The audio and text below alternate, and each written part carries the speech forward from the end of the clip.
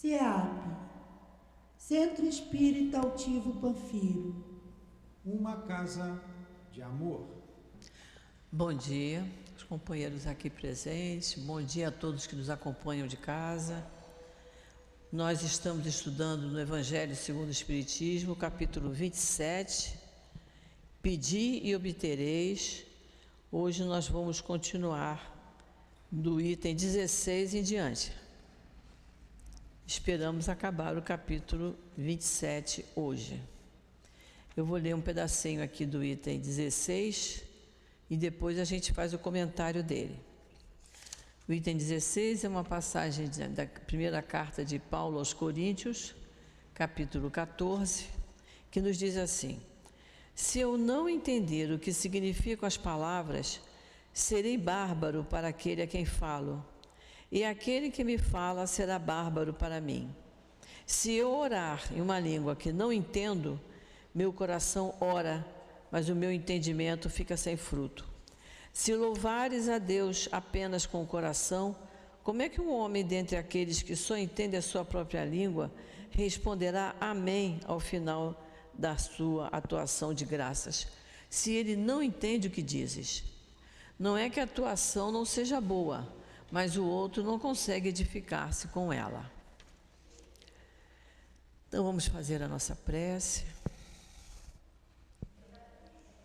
Querido Mestre Jesus, estamos aqui, Senhor, reunidos em Teu nome, em nome desses espíritos amigos que trabalham aqui no nosso CEAP, na nossa casa de amor, em nome do Mestre Emanuel, patrono do nosso curso, pedindo sempre, Senhor, que nos ampare, que nos ajude, que nos intua, para que possamos sempre tirar muito bom proveito de tudo que nos é passado através do Teu Evangelho. Abençoa, Senhor, a nossa intenção de estudar para aprender e colocar em prática os Teus ensinamentos. Então nós Te pedimos, Senhor, que fique conosco e pedimos a Tua permissão e a permissão desses espíritos amigos para iniciarmos o estudo da manhã de hoje. Graças a Deus.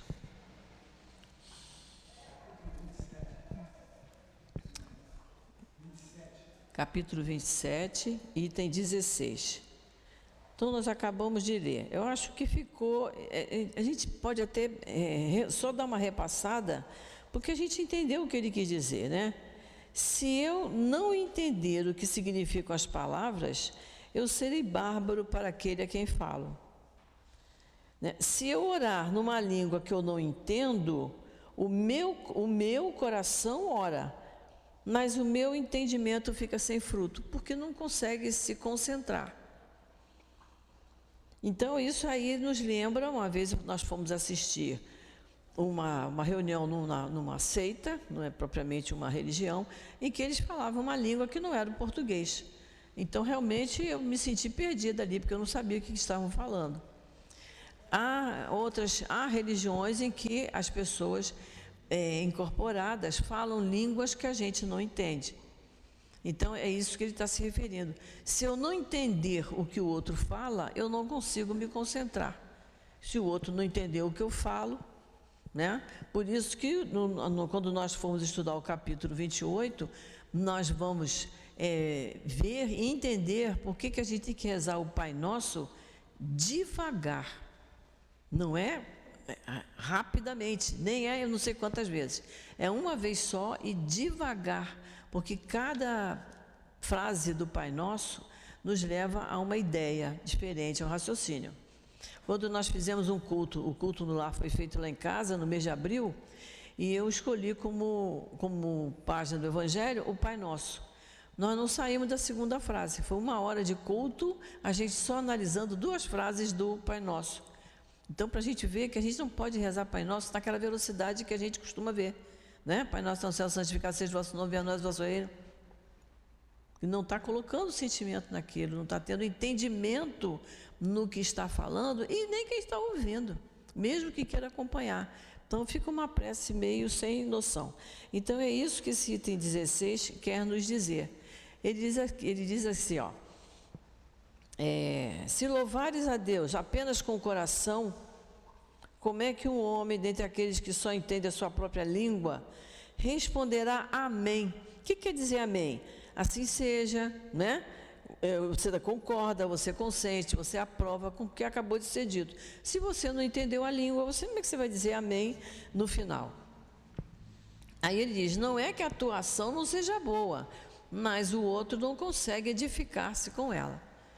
Não é? A intenção da pessoa, quando ela reza um Pai Nosso e uma Ave Maria em alta velocidade, a intenção dela até que é boa, ela está orando ali, mas nem ela está prestando muita atenção ao que está dizendo, e quem está ouvindo também não consegue se concentrar. A gente, para se concentrar, tem que estar calmo, sereno, não é? Pensando no que está falando. O item 17, Kardec nos diz assim: a prece só tem valor pelo pensamento que a ela se liga. Ora, é impossível ligar um pensamento ao que não se compreende, porque o que não se compreende não pode comover o coração. Foi o que nós acabamos de falar, né? Ele está só explicando o item 16. Para a imensa maioria, as preces feitas em uma língua desconhecida não passam de um conjunto de palavras que nada dizem ao espírito. Para que a prece comova, é preciso que cada palavra desperte uma ideia. É por isso que Kardec esmiuçou bem o Pai Nosso, como nós vamos ver no capítulo 28. Se a palavra não é compreendida, ela não poderá despertar ideia alguma. Pode-se dizê-la como uma simples fórmula, que tem mais ou menos virtude segundo o número de vezes que é repetida. E a gente sabe que há religiões em que se prega isso, né? Que se reze tantos Pai Nosso, tanta Ave Maria. Deus não precisa da nossa repetição. Ele só quer que a gente ore com sinceridade, com fervor. Muitos oram por dever, alguns mesmos pelo hábito, por isso consideram haver cumprido o seu dever ao dizerem uma prece um determinado número de vezes, né? E nesta ou naquela ordem. Nós estamos entendendo o que nós estamos lendo aqui, né? A gente tem uma ideia do que Kardec está querendo dizer.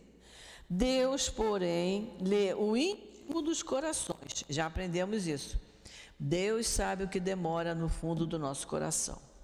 Deus vê o pensamento e a sinceridade. Acreditar que ele seja mais sensível à forma do que à essência da prece seria rebaixá-lo. Então, o que ele está dizendo aqui, Deus não se prende à forma, à quantidade de palavras, não é? Ele não se prende a isso. Há um número de vezes que a pessoa pode dizer assim, eu rezo 10 vezes ao dia, né? Parece até um remedinho da homeopatia, eu rezo 10 vezes ao dia. Mas, às vezes, basta rezar 2, 3 vezes, e é bom que não seja menos que isso, mas com fervor, com sinceridade, né? Tem muito sentimento no que está dizendo. Por que é a prece? Eu estou falando com Deus, eu estou falando com Jesus, eu estou falando com os bons espíritos, então eu tenho que ter muita sinceridade naquela hora.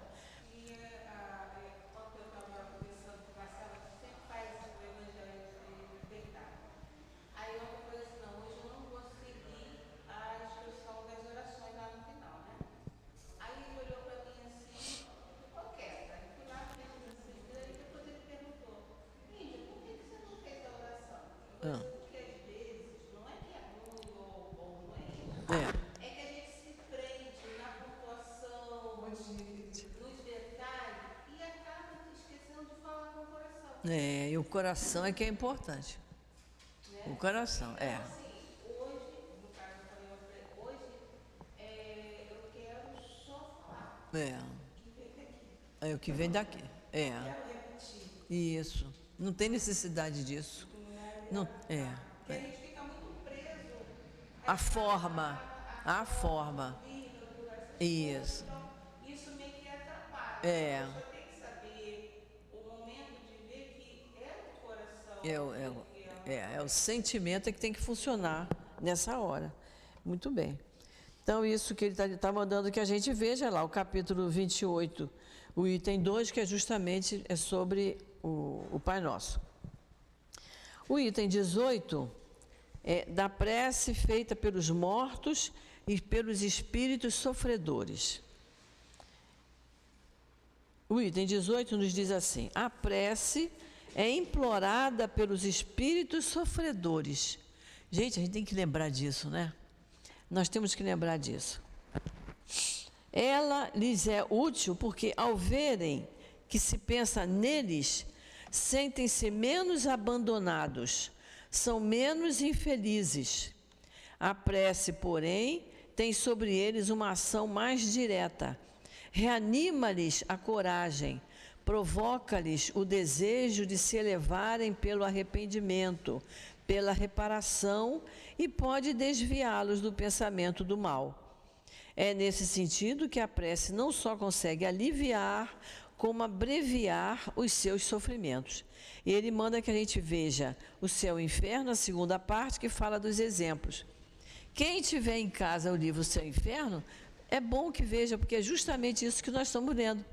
São os exemplos. Então, ele tem uma série de como se fossem, o professor José Jorge dizia que eram reportagens do plano espiritual, porque ele vem falando dos espíritos sofredores, de espíritos infelizes, dos espíritos felizes. Mas é uma série de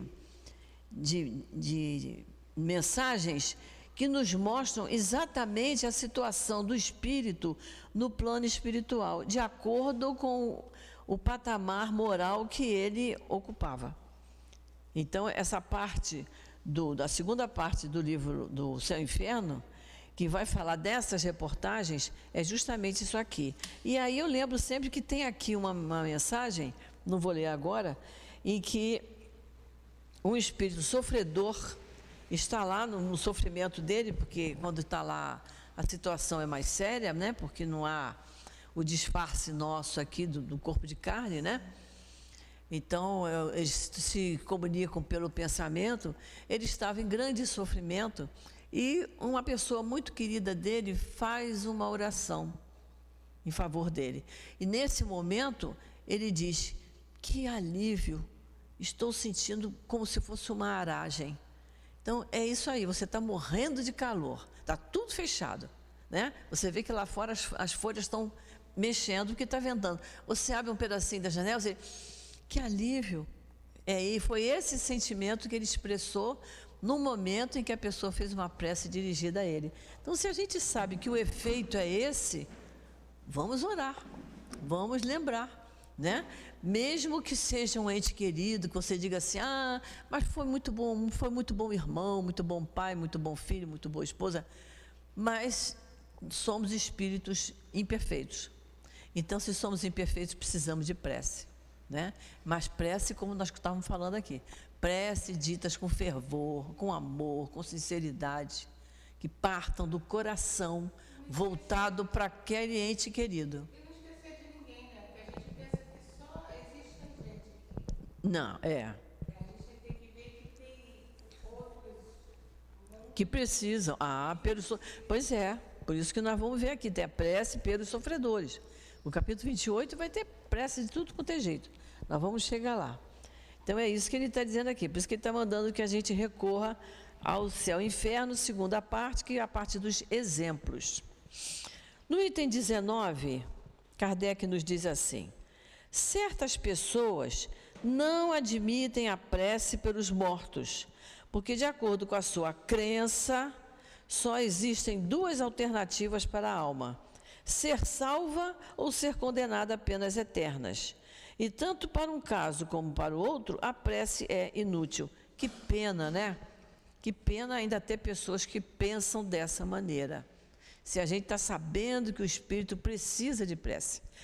Um espírito bom, que a gente sabe que teve uma vida dedicada ao bem, quando ele desencarna, a prece que a gente faz é pedindo a Deus que ilumine cada vez mais o caminho dele, e a gente agradece aquele espírito pelo benefício que ele nos trouxe. Né? Por exemplo, o altivo desencarnou. As preces, eu tenho certeza que foi a minha, como de muita gente, era agradecendo a ele pelo benefício que ele nos trouxe, que ele trouxe a muita gente. Em geral, a gente vai para a casa espírita pela dor, e eu e meu marido fomos pela dor, e fomos acolhidos, orientados, recebidos, muito bem recebidos e orientados. E ali nós seguimos o nosso rumo certo, com resignação, com entendimento da situação que nós passamos. Então, quando ele desencarna, eu não podia imaginar ele num lugar de sofrimento, de jeito nenhum. Eu imaginei ele se encontrando com todos aqueles que eram muito gratos a ele, né? Então a nossa prece era de agradecimento a ele por tudo que ele fez por nós e por muita gente, porque ele criou dezenas de casas espíritas só no Rio de Janeiro. Imagina nesse Brasil o que ele não fez, né? Pedindo a Deus que realmente que o recebesse, porque ele merecia muito. Era um espírito que já tinha muito mérito, né?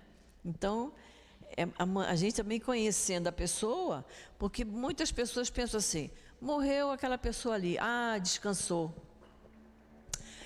Foi para os braços de Jesus. Se a gente souber dos pormenores da criatura, a gente olha, não é bem assim não. Mas então precisa muito das nossas preces. Precisa muito, né? Oi. Nunca é demais, não. Orar sempre é bom para quem faz, porque você faz uma prece, você fica mais aliviado, e na intenção de quem você está mandando, é isso que ele está dizendo aqui, é para abreviar o sofrimento, é a sensação de alívio. É uma maravilha isso, né? Bom, o segundo parágrafo ele diz assim, sem discutir o valor dessa crença, está vendo? Kardec não está criticando, não está discutindo. Sem discutir o valor dessa crença, admitamos por um instante a existência de penas eternas e irremessíveis, e que as nossas preces sejam impotentes para dar um fim. Perguntamos, nessa hipótese, é lógico, é caridoso, é cristão recusar a prece para os condenados? Então a gente fica imaginando, é tão lógico isso, né?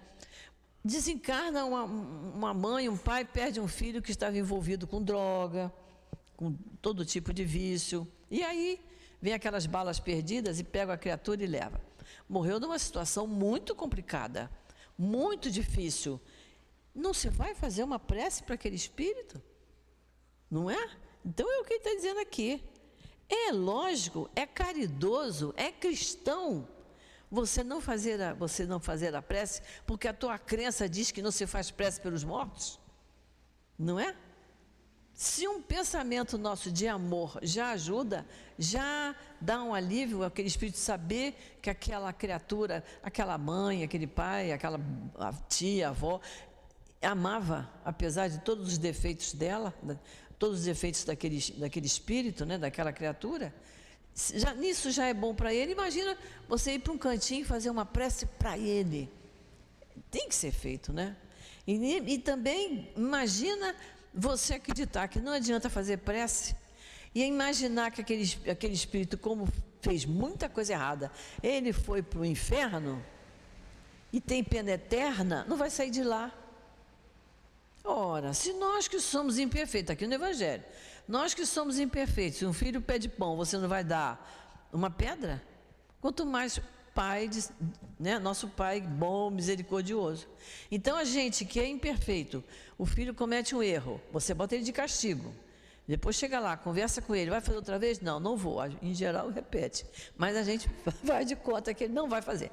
Você diz, então vou te tirar do castigo, você não vai fazer mais. Se a gente que é imperfeito não deixa o filho de castigo, como é que Deus vai permitir que alguém sofra a pena eterna de ficar no inferno? Ou de ficar no purgatório, que parece que é um pouquinho melhor? Não é possível isso, né? No mármore do inferno. Não é possível, não é nada cristão isso. Exatamente, não é nada cristão isso. Vamos lá para o outro parágrafo. Essas preces, por mais impotentes que sejam para libertá-los, não serão para eles um sinal de piedade que poderá amenizar seus sofrimentos? Não deixa de ser, já no parágrafo anterior ele falou, é caridoso, é cristão. Agora ele está dizendo, é um sinal de piedade para amenizar o sofrimento daquele espírito.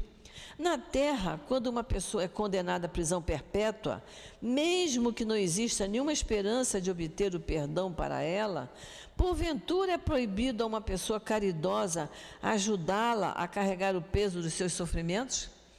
A gente aqui não tem, graças a Deus no Brasil, não temos prisão perpétua, né? Nem temos pena de morte. Mas a gente vê nos filmes, não é? Quando a criatura está lá no corredor da morte, que uma pessoa vai visitá-lo, seja um amigo, às vezes nem é parente, às vezes é um amigo, né? Eles sentem uma satisfação muito grande, eles têm uma companhia. Por isso que muitos, quando estão nessa situação, se dedicam a uma religião, começam a ler livros. Tem um filme que mostra, não sei o nome dele, que ele fez até o curso, depois ele foi ser advogado. Porque ele começou a querer entender a situação dele e de muitos outros que estavam ali. Mas uma palavra amiga, a pessoa ir lá de vez em quando, fazer uma visita, conversar, ele vê uma pessoa diferente daquele ambiente tormentoso que ele vive no dia a dia, não é? Se aquilo é importante para um condenado, mesmo estranho, que não será para uma pessoa que a gente conhece, amiga, querida, e que desencarne numa situação difícil. Pode ser numa situação difícil pelo patamar moral que ocupava, e pode ser uma situação difícil por ter sido uma morte repentina, né? Num desastre, numa queda, num ataque cardíaco. A pessoa estava bem, o ano passado, um sobrinho nosso com 50 e poucos anos, bem saudável, e de repente teve um ataque cardíaco, morreu em casa. E fica perdidão, né? Quando desperta, onde é que eu estou? O que é isso? Ninguém fala comigo, ninguém me ouve. Não precisa de prece? Claro que precisa, né? O que ele vai dizer aqui, olha. Quando alguém é atingido por um mal incurável, devemos abandoná-lo sem nenhum alívio, só porque o mal não oferece nenhuma esperança de cura? De jeito nenhum, não é? A pessoa está doente, sabe que é uma doença terminal, mas a gente vai ajudar, vai conversar, o médico continua medicando, a gente pede para que tome passe de cura, até para que o espírito vá se acomodando e entendendo a sua situação. Não entre em desespero, como a gente vê, eu tenho conhecidas pouco mais novas que eu, porque mais velha que eu está difícil, mas pouco mais nova que eu, você não pode falar a palavra morte. Essa semana encontrei com uma que disse, não me fale essa palavra. Eu digo, mas nós vamos ter que passar por ela. Já te contaram isso? Nós vamos ter que passar, não tem como fugir disso. Mas é o pânico que a pessoa tem. Então, se ela for antes de mim, eu tenho que rezar muito por ela, que eu sei que ela vai ficar se sentindo perdidona, que ela não gosta de falar disso. Pensai que entre esses condenados pode estar uma pessoa que vos foi querida, um amigo, talvez um pai, uma mãe ou um filho, e porque, segundo a vossa maneira de pensar, ela não poderia receber a cura, vós lhe recusarias um copo d'água para aliviar a sua sede? De jeito nenhum. O que pudermos fazer, o Espírito São Luís diz, se você puder ajudar, ajuda. Não meça, se puder ajudar, ajuda. Um bálsamo para secar suas chagas? Não farias por essa pessoa o mesmo que por um prisioneiro? Não lhe darias um testemunho de amor, uma consolação? Não, isso não seria cristão. Uma crença que resseca o coração não pode se aliar com a de um Deus que põe no primeiro lugar os deveres do amor ao próximo. Os deveres do amor ao próximo e não esquecendo que aqui também envolve a lei de solidariedade, que é uma lei divina. A lei de solidariedade, né? A pessoa não pode não ser seu parente. Nós tivemos um parente que teve muito tempo em coma e a gente via no hospital pessoas que não conheciam, mas chegavam para orar. Uma pessoa que trabalhava para nós há pouco tempo, sabendo da história, falou, eu posso ir lá também fazer uma oração? Isso não é bonito? Né? Foi uma atitude bonita e inesquecível para nós e bom para ela, que fez a caridade, né? A não eternidade das penas não traz como consequência a negação de uma penalidade temporária, visto que Deus, na sua justiça, não pode confundir o bem e o mal. Quer dizer, a não eternidade das penas, ou seja, penas que não são eternas, né? Aí ele fala, a não eternidade das penas não traz como consequência a negação de uma penalidade temporária, visto que Deus, na sua justiça, não pode confundir o bem e o mal. Ora, negar, nesse caso, a eficácia da prece, seria negar a eficácia da consolação, do encorajamento e dos bons conselhos. Seria negar a força que recebemos com assistência moral daqueles que nos querem bem. Todos nós temos o nosso momento, né? A gente às vezes está meio angustiado, meio amargurado. Você vai falar com uma pessoa querida, ela te dá um abraço, ela te diz qualquer coisa que te agrade, que te console. Se aquilo faz bem a nós, nós também temos que fazer o bem ao nosso próximo, não é isso? O item 20. Outros se baseiam em uma razão mais enganosa, a imutabilidade dos desígnios divinos. A pessoa diz assim, não, morreu porque estava na hora, Deus achou que estava na hora dela e foi. Né? Então não precisa fazer prece, estava na hora dela. E não é isso que ele está dizendo. Nós até já estudamos isso, né? A questão de você, da oração, mudar ou não mudar os desígnios divinos. A oração é um dever nosso, é uma prática de caridade de nossa parte. Deus, dizem eles, não pode mudar as suas decisões a pedido das criaturas. Se assim não fosse, nada seria estável no mundo. O homem, portanto, não pode fazer nenhum pedido a Deus, só lhe resta submeter-se a Ele e adorá-lo. É isso? Deus está querendo adoração? Não, Deus quer amor. Deus quer amor e quer que a gente compreenda. Nós temos que desenvolver a nossa compreensão. E a doutrina espírita, graças a Deus, essa oportunidade ela nos dá de entender isso aqui, não é? Ele diz que é uma razão enganosa você achar que não adianta você orar porque você não vai mudar os desígnios divinos. Porque através da oração muita coisa pode acontecer, não é? Você tem uma pessoa conhecida que está passando por uma situação difícil, ela está até pensando em suicídio, aí você começa a pedir a Deus frequentemente por ela, com muito fervor, e conversando com ela, e fazendo companhia, né? Fazendo companhia a ela sentindo que ela tem uma pessoa amiga do lado dela. Ela não muda a maneira dela pensar, ela vai mudar, né? Conhecemos pessoas assim que disseram, eu estive às portas do suicídio, mas estudando a doutrina, tendo acolhimento, sendo recebida com carinho, eu mudei minha maneira de pensar. É isso que ele está dizendo aqui. Então, e a pessoa às vezes que está às portas da morte, que a gente nunca sabe, os médicos mesmo não podem dizer, você tem 20 dias de vida, você tem um mês de vida. Não, só Deus sabe. Só Deus sabe, não é? A gente sabe que quem é doente terminal, a morte está mais perto dele do que um que está saudável. Mas quando exatamente será, não sabemos. Então, fazendo as nossas preces, o doente também fazendo preces por ele pode ter um final de vida mais tranquilo, mais equilibrado. E talvez até estender um pouquinho mais, dependendo da necessidade dos que estão à volta dele. Eu conheci uma moça que era servente de escola e ela teve um câncer de útero, mas ela tinha 5 filhos e ela estava sem marido. E ela fazia um tratamento no Hospital do SUS, não sei exatamente o tratamento, eu sei que ela tomava injeção toda semana, ela ia lá tomar uma injeção e ela sobreviveu até os filhos ficarem adultos. E muita gente, e numa época em que o câncer com 2, 3 anos no mínimo ia embora. Ou no máximo, ir embora, né?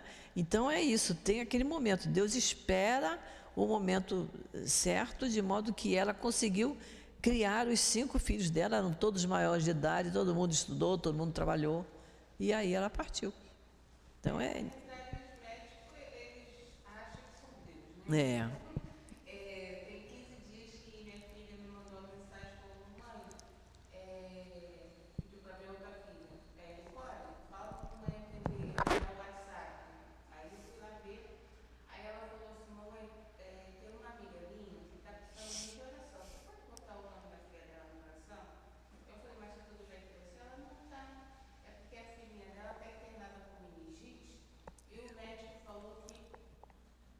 Não tem jeito.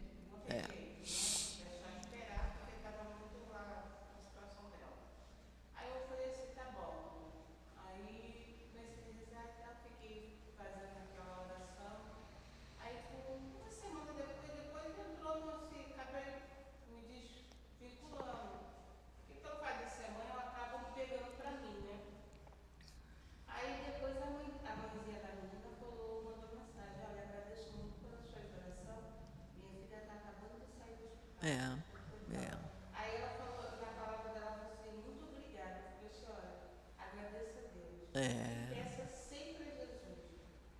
É. E ele vai ao Pai para interceder por você e pela sua. Com certeza. O que eu fiz não foi nada. É. Só fiz pedir como você É. falou. É. E aí a minha filha falou que ela ficou numa felicidade. É. Claro. É. Depois do susto que ela estava passando, né? É. Ficar 15 dias internada. Né? É. Bom, aí continuando, ele diz assim: nesse modo de pensar, há uma falsa aplicação da imutabilidade da lei divina, ou melhor, há o desconhecimento da lei no que se refere à penalidade futura.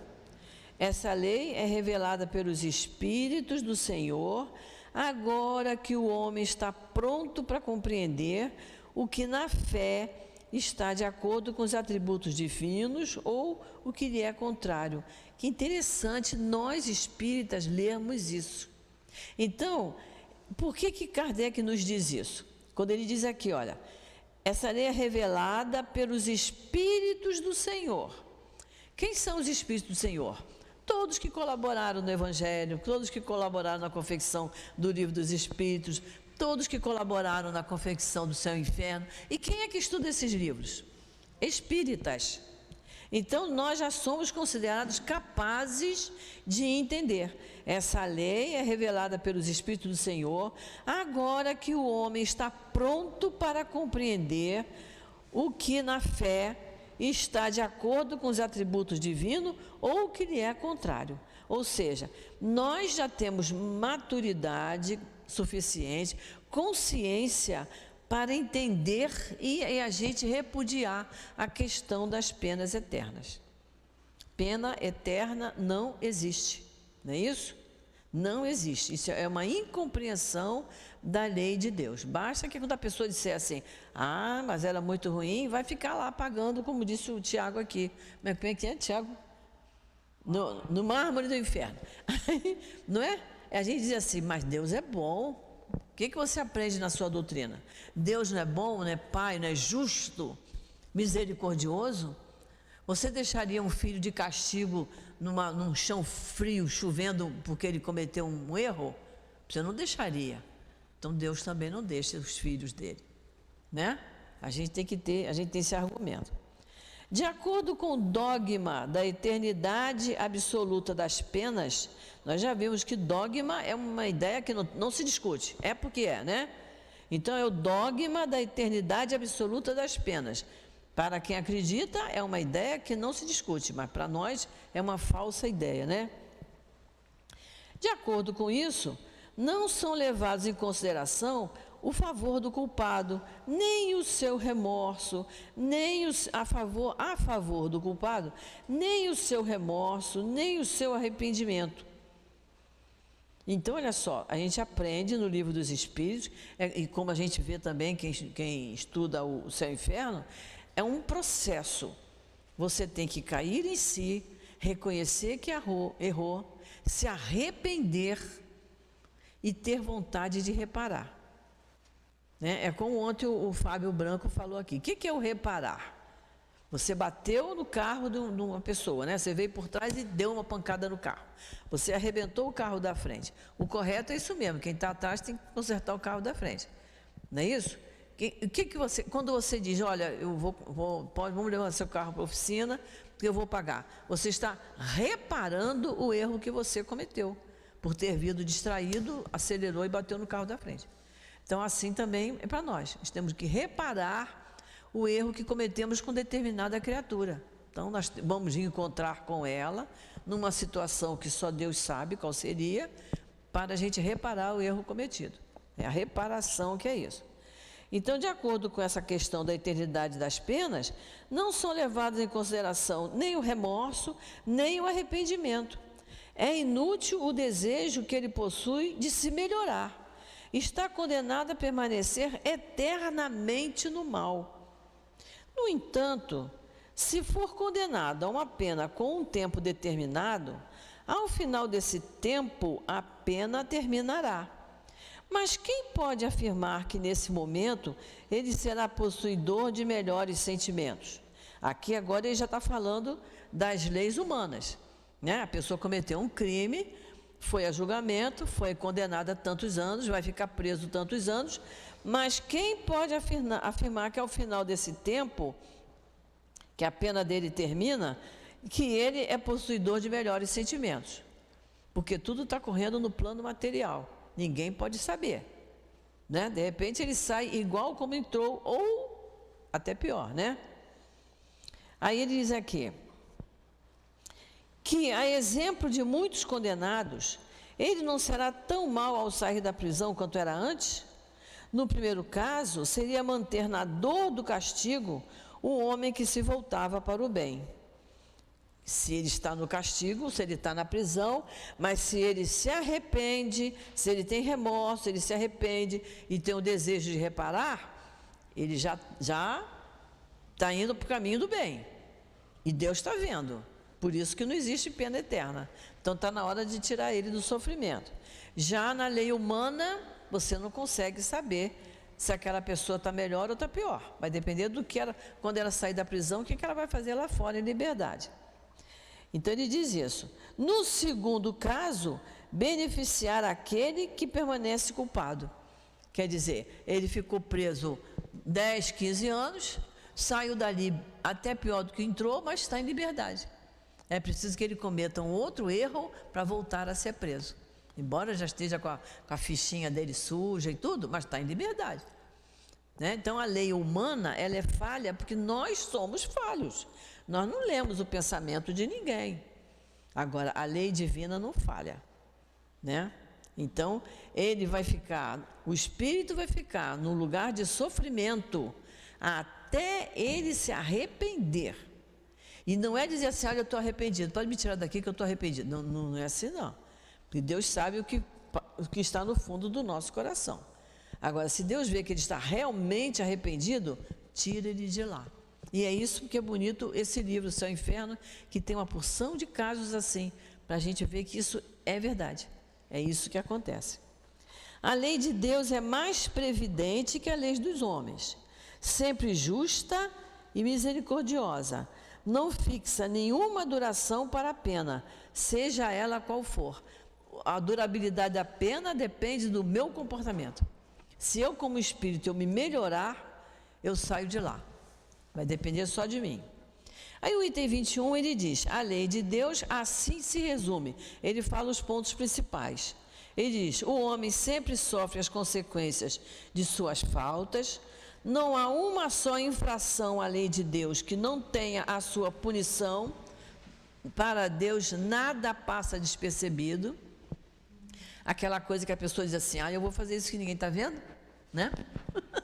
Vai na loja americana, pega um docinho lá, mas ninguém está vendo, né? Mas os espíritos estão vendo, a gente é cercado de espírito. E estão todos dizendo assim, que pena, ela estava indo tão bem, roubou um bombom da loja americana, né? O rigor do castigo é proporcional à gravidade da falta. Porque Deus sabe medir isso. A gente, como pai, como mãe, como educador, a gente não sabe medir muito bem. A gente leva muito em consideração também simpatia. A gente vê isso em escola, professor e aluno. Se simpatiza, dá um castiguinho. Se não simpatiza, dá um castigão. Dá aquela prova bem difícil para reprovar a criatura. Mas no plano espiritual não tem questão de simpatia. Tem questão de mérito do espírito, né? A duração do castigo para qualquer falta é indeterminada. Ela está subordinada ao arrependimento do culpado e ao seu retorno ao bem. Isso aí nos lembra a questão 1006 do Livro dos Espíritos, né? Que ao momento que o espírito sente a necessidade irresistível de ser feliz, ele diz: eu não vou fazer mais isso, não vou errar mais. Isso acontece tanto encarnado como desencarnado. A pena dura tanto quanto a persistência no mal. Seria perpétua se a obstinação no mal fosse perpétua, e de curta duração se o arrependimento for rápido. Mas acontece, viver perpetuamente no mal não existe, porque somos filhos de Deus, porque quando Ele cria o Espírito, Ele coloca as sementinhas das virtudes no nosso coração, essas sementinhas vão desabrochar de acordo com o nosso entendimento, com a nossa boa vontade, com o nosso aprendizado, com a nossa compreensão, nosso amor ao próximo. E nós já aprendemos tudo isso? Se somos filhos de Deus, Pai, de amor e bondade, não pode ninguém viver eternamente no mal. Se tem uma pessoa que numa encarnação inteira ela só fez o mal, a pessoa diz assim: poxa, mas aquele ali ó, morreu de cabelo branco e é mau. Mas acontece que existe reencarnação para isso. E quantos de nós, e todos nós que estamos de cabelo branco ainda erramos, ainda derrapamos, certo? Então temos que reencarnar. Aí o Evangelho diz: faça tudo a esse planeta não voltar. Mas a gente lê isso quando já está com mais idade, dá uma pena. Devia ter lido isso antes. Não, por que não mandaram eu ler antes de eu fazer o que não podia fazer? Aí ele fala assim: desde que o culpado peça por misericórdia, Deus o escuta e lhe envia a esperança. Porém, o simples remorso pelo mal cometido não é suficiente. É preciso reparação. Deus não passa a mão pela cabeça de ninguém. O processo é completo. Eu tenho que ter remorso, tenho que me arrepender, mas eu tenho que reparar. O que é reparação? É como se fosse a reconciliação com aquele a quem eu prejudiquei. É isso aí, é a reparação. Eis porque o culpado é submetido a novas provas, nas quais ele pode, sempre por sua vontade, fazer o bem em reparação pelo mal que praticou. E aí a pessoa reencarna e é uma pessoa boa, faz o bem, trabalha numa instituição religiosa, trabalha com pessoas carentes, trabalha com pessoas deficientes, né? Ela está fazendo bem. Às vezes ela pode não ter contato exatamente com aquele, mas ela está expandindo a vontade dela voltada para o bem. Ela está subindo as escadas da evolução. O homem é assim, incessantemente o árbitro de sua própria sorte. O que é o árbitro? Né? O juiz não é o árbitro, não é ele que decide a falta, se é pênalti, o que é? Então, o homem é o árbitro de sua própria sorte. Ele pode abreviar o seu suplício ou prolongá-lo indefinidamente. Sua felicidade ou sua desgraça dependem da sua vontade de fazer o bem. Olha, nós estamos lendo o resumo da lei de Deus. Kardec fez um resuminho aqui para a gente guardar bem isso no nosso íntimo. Isso é interessante, né? Então ele diz: o homem é o árbitro de sua própria sorte, ele pode abreviar ou prolongar o seu suplício, e a sua felicidade ou a sua desgraça dependem da sua vontade de fazer o bem.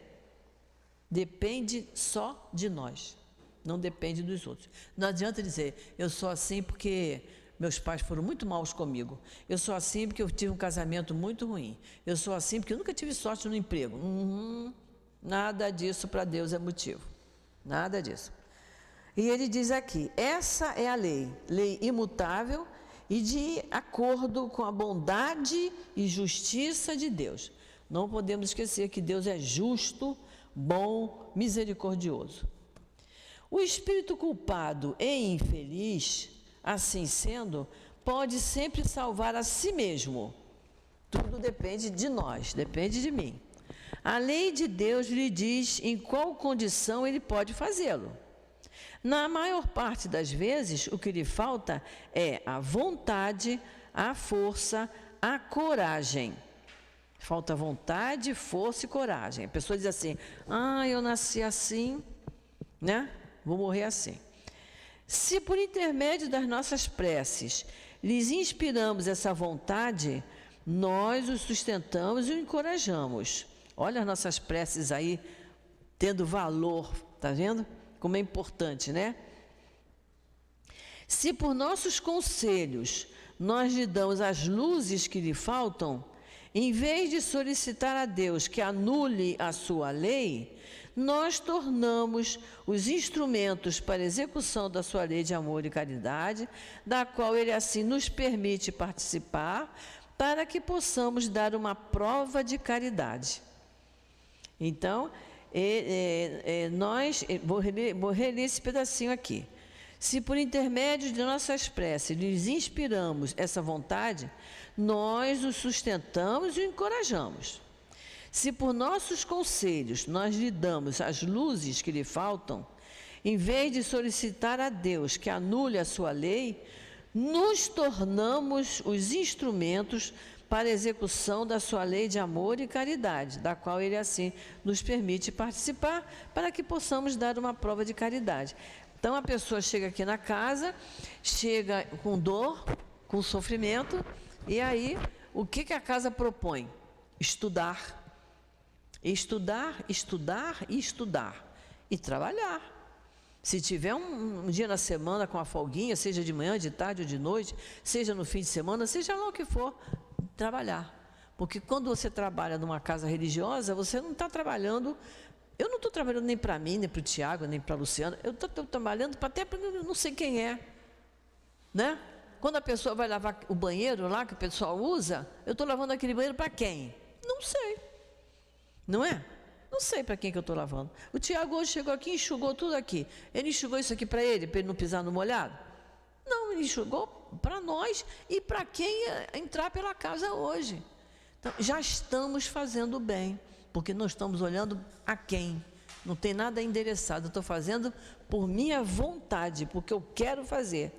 Estou voltado para o bem. Aí ele manda que a gente veja o livro Céu e Inferno, a primeira parte, os capítulos 4, 7 e 8. Então vamos lá. Instruções dos Espíritos, maneira de orar. Gente, não vamos acabar hoje. Mas não faz mal, vamos lá. Instruções dos Espíritos, item 22. Quem assina o item 22 é o senhor Monod, Bordeaux, 1862. Maneira de orar. Também nós não vamos nos ater muito, porque a gente sabe, né? Nós já aprendemos isso em outras lições. O primeiro dever de toda criatura humana, o primeiro ato que deve assinalar para ela o retorno à vida ativa de cada dia, é a prece. Que prece é essa? Quando a gente acorda. Quando a gente acorda é porque o espírito voltou, retornou ao corpo. Vamos começar um novo dia. Agradecer pela noite de sono, agradecer por mais um dia e pedir a Deus que nos abençoe naquele dia. Que o nosso anjo da guarda possa estar junto de nós, nos intuindo para que possamos fazer o melhor. Tá boa a prece. Perfeito. Quase todos vós orais, mas bem poucos sabem orar. Que importa ao Senhor as frases que juntais maquinalmente umas às outras, porque tendes o hábito de repeti-las, porque é um dever que deveis cumprir, como todo dever, ele vos pesa. O que é rezar maquinalmente? É rezar, é decorado. Decorado. E a prece precisa ser decorada, né? É o que vem do meu coração naquela hora. A prece do cristão, do espírita, qualquer que seja o culto, deve ser feita logo que o espírito retoma o domínio da carne e deve elevar-se aos pés da majestade divina com humildade do mais profundo da alma, em um impulso de reconhecimento por todos os benefícios recebidos até o dia presente. Pela noite transcorrida e durante a qual lhe foi permitido, ainda que sem o saber, encontrar-se com os amigos, com os guias, para receber na companhia deles mais força e mais perseverança. Por que ele diz sem o saber? Porque ele diz assim, Tiago, você sonhou essa noite? Aí o Tiago fala assim, não sonhei não. Sem a gente saber, mas a gente se encontrou com espíritos. A gente não lembra. Mas às vezes a gente acorda com uma sensação boa, não acorda? Acorda assim, inspirado de fazer uma coisa boa, com resoluções boas. Revigorado. Você teve contato com espíritos bons, amigos, que lhe deram essa força, né? A prece dele elevar-se humilde aos pés do Senhor para pedir-lhe proteção para a vossa fraqueza, pedir-lhe o seu apoio, sua indulgência e sua misericórdia. Quando ele fala aqui, proteção para a vossa fraqueza, isso é um gesto de humildade, né? Que somos espíritos imperfeitos, então nós temos fraquezas. A prece deve ser profunda, porque é a vossa alma que se deve elevar até o Criador e que se deve transfigurar como Jesus no Tabor, para chegar a Ele pura e radiante de esperança e de amor. É um momento de muita sinceridade, né? A prece é um momento de muita honestidade, de muita sinceridade, porque nós estamos, quando Jesus fala, né? Vim aqui, estou aqui porque me chamaste, está aqui no Evangelho. Porque a gente começa assim, Senhor pode ser Deus, pode ser Jesus, ou pode ser o Espírito que a gente está acostumado a pedir, né? Ou os católicos pedem para os seus santos, desde que diga Senhor, vem. Se ele não vem, ele manda um emissário dele para escutar a nossa prece. Vossa prece deve conter o pedido das graças de que tendes necessidade, mas uma necessidade real. Inútil, portanto, é pedir ao Senhor que abrevie as vossas provas, que vos dê alegrias e riquezas. A gente já nem faz mais isso, né? Pedi-lhe antes que vos conceda os bens mais preciosos, a paciência, a resignação e a fé. Estamos passando por uma prova, seja ela de doença, seja uma prova material, a gente pode pedir a Deus que nos dê paciência para suportar com fé e resignação aquele momento, e não com revolta, né? Não com revolta. Não pronuncieis, como muitos dentre vós, essas palavras. Não vale a pena orar, pois Deus não me escuta. Na maioria das vezes, o que rogais a Deus? Tendes pensado em lhe pedir o vosso aperfeiçoamento moral? É isso aí. Temos que lembrar de pedir pelo nosso aperfeiçoamento moral. Não, muito poucas vezes. O que antes vos lembrais de pedir é o sucesso para os vossos empreendimentos terrenos. E vós exclamais, Deus não se preocupa conosco. Se ele se preocupasse, não haveria tantas injustiças. Nós não fazemos isso mais, de jeito nenhum. Todos que estão, nós aqui, os que estão nos ouvindo de casa, nós não estamos mais nesse grupo. Mas há pessoas que pensam assim, né? Há pessoas que dizem, mas Deus não está me ouvindo, Deus não está me atendendo, né? E tem pessoas que rezam isso aqui, olha, para pedir o sucesso para os empreendimentos terrenos. Então, lembra de rezar, vou resolver, e deve fazer. Você sai de casa para resolver uma situação jurídica, lá o que seja, você pode pedir a Deus que lhe ajude, que seu anjo da guarda lhe acompanhe, para que você seja bem recebido, para que você obtenha sucesso naquilo ali. Não esquecendo de, quando voltar, agradecer pelo sucesso. E se não obteve sucesso, pede força e resignação para, quando voltar de outra vez, obter o sucesso. Não estava no momento, porque nem sempre a gente é atendido naquilo que a gente pede imediatamente, né? Muitas vezes você vai tratar de um documento, tem muita gente querendo tratar da mesma coisa, você vai enfrentar uma fila. São, como diz o Livro dos Espíritos, são as circunstâncias da vida em que a gente vive. Então, às vezes você vai para um médico, vai no SUS, vai enfrentar uma fila. Você vai resolver um problema na Caixa Econômica, você vai enfrentar uma fila, porque são as circunstâncias que a gente vive, né? Se eu for atendido naquele dia, graças te rendo, meu Deus, porque eu fui atendida. Não pode esquecer de agradecer, né? E ele diz aqui,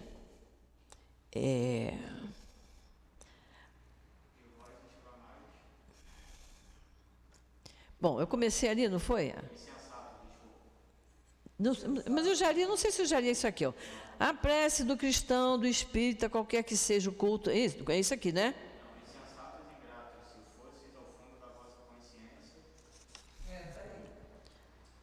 Então eu pulei.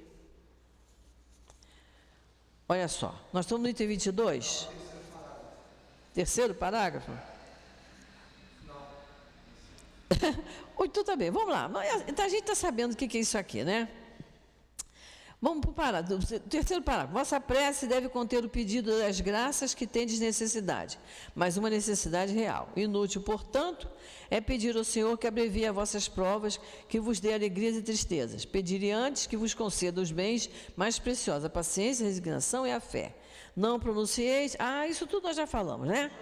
Então, vamos lá. Insensatos, ingratos, se fosseis ao fundo das vossas consciências, quase sempre encontrarias em vós mesmos o ponto de partida de todos os males dos quais vos queixais. Nós somos fruto daquilo que a gente faz e do que a gente pensa, né? Pedi, portanto, antes de todas as coisas, o vosso aperfeiçoamento moral, e vereis que torrente de graças e de consolações se derramará sobre vós. Aí ele manda que a gente vá ao capítulo 5, Bem-aventurados os aflitos, item 4, que é causas atuais das aflições, né? Então, quando a gente estuda lá o item 4 do capítulo 5, a gente vê muitas as causas atuais, coisas que acontecem conosco porque estamos cometendo ainda erros, né?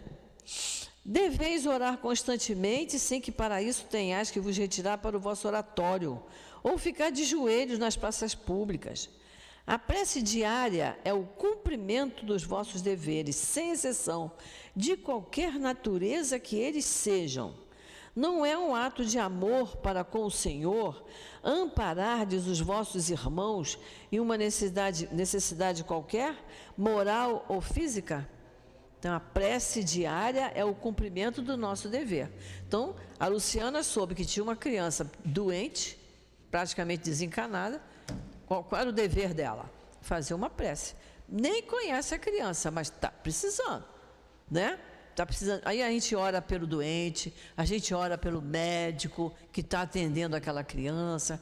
Como nós também, quando a gente está indo para o médico, a gente tem que fazer a nossa prece para que o médico seja intuído para nos receitar o medicamento que nós realmente estamos precisando, né?